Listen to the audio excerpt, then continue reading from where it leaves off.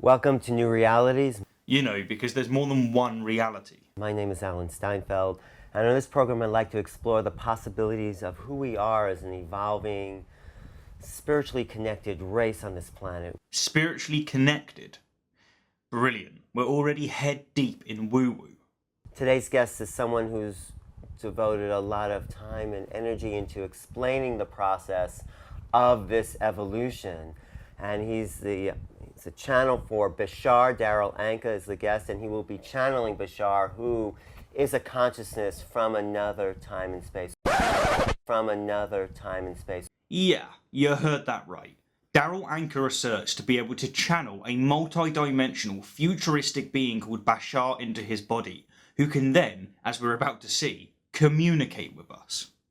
Okay, thanks. This is exciting. I don't think anyone's ever actually channeled on the program during the interview, but no, go ahead.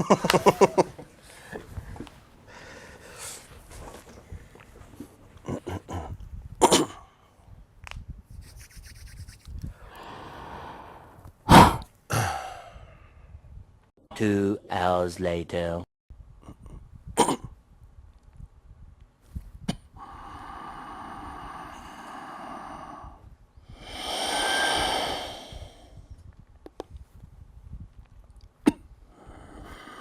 $2,000 years later.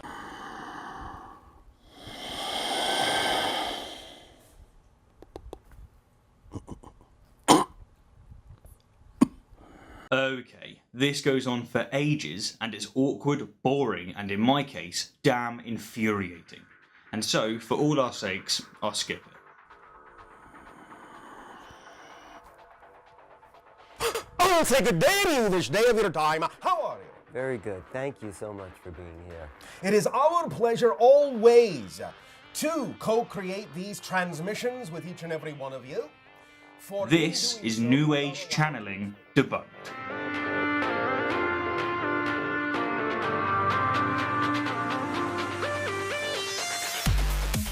So within the intro I covered just one channeler, that being Darryl Anka, but he's not a special case.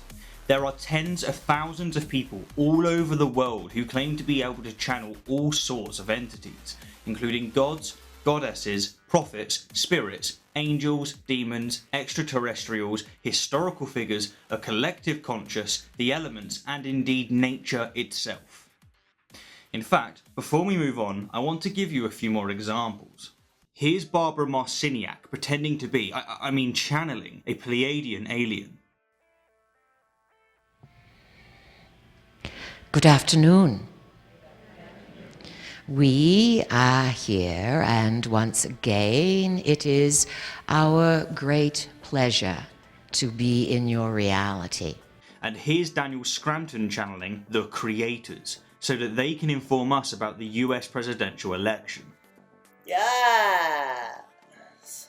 Yes. Yes.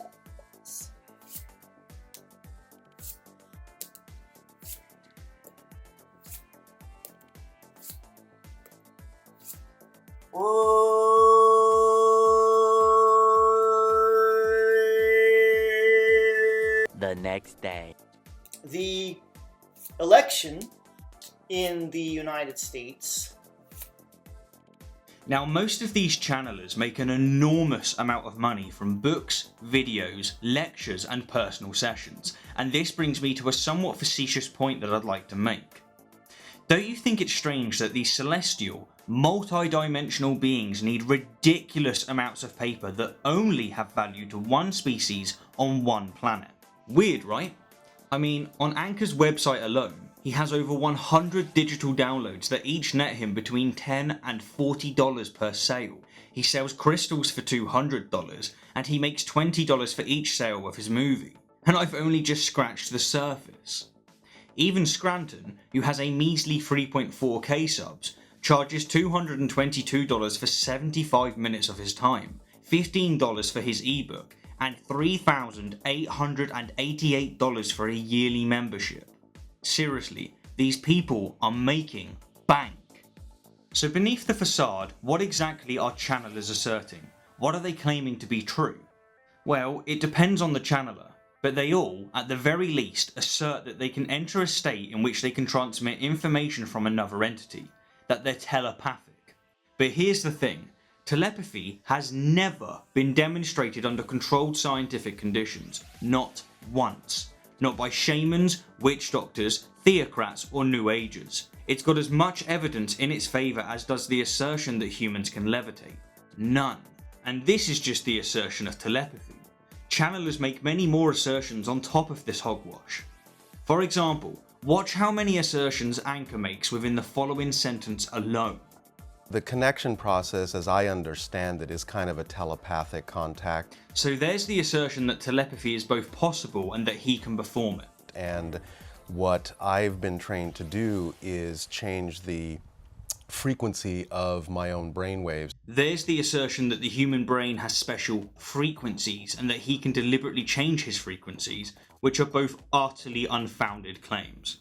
To be something closer to the level in which they exist. There's the subtle assertion that a being called Bashar exists and that by extension, Bashar's race, planet, universe and dimension exists, which are all insultingly vacuous claims. And at the same time, Bashar will do the same thing from his end. There's the assertion that Bashar can also perform telepathy. So that somewhere in the middle, the brainwave frequencies meet and lock together.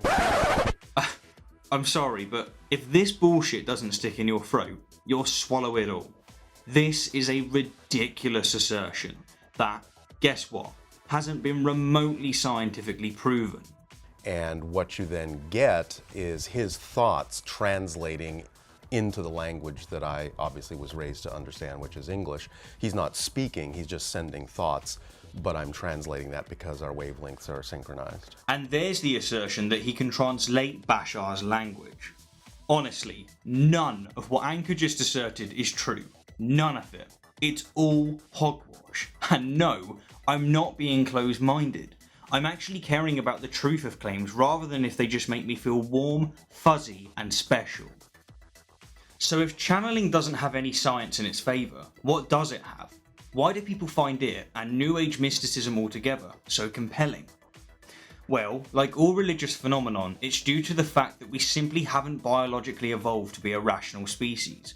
We're a power-seeking mammalian ape that's absolutely terrified of death, and the fact that the entire universe doesn't revolve around us, and this makes us extremely susceptible to confirmation bias, arguments from ignorance, psychological manipulation, scientific illiteracy, and incorrectly interpreting our experiences.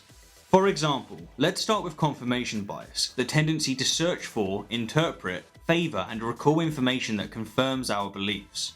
Unfortunately, it's extremely likely that believers in channeling have already stopped watching this video because it doesn't support their beliefs. They've written me and this video off as ill-informed and obnoxious. Furthermore, because many believers in channeling have invested a significant amount of their time, money and energy into the belief, at least some of them will be committing an almost subconscious sunk cost fallacy. They, like many pastors, priests and ministers, are justifying further investment into the belief simply because they feel that the resources they've already invested will otherwise be lost. Moving on, and to emphasise what I think is the main cause of New Age spirituality altogether, let alone channeling, is scientific illiteracy. And the reason for this is because not understanding science makes one susceptible to pseudoscience. To repeat what I've stated in another video, the whole New Age movement is entirely predicated on dispensing meaningless drivel as if it was profound truth and wisdom. The brainwave frequencies meet and lock together. What the fuck are you saying? It is the combination of scientific sounding words with New Age words to create the illusion that they're somehow related. It is the attempt to equivocate the spooky and perplexed aspects of physics with New Age intuitions by subtly implying that because physics is spooky and difficult to understand, but nevertheless true, so must be New Age intuitions. And while we're on the topic of deception, let's talk about psychological manipulation. One of the most common assertions that believers in channeling make is that a certain channeler has revealed personal information about them, and that the only way they could have known such information is if they really were channeling another entity. Which, by the way, is an excellent example of the argument from ignorance fallacy. After all, how else could these channelers know such personal information?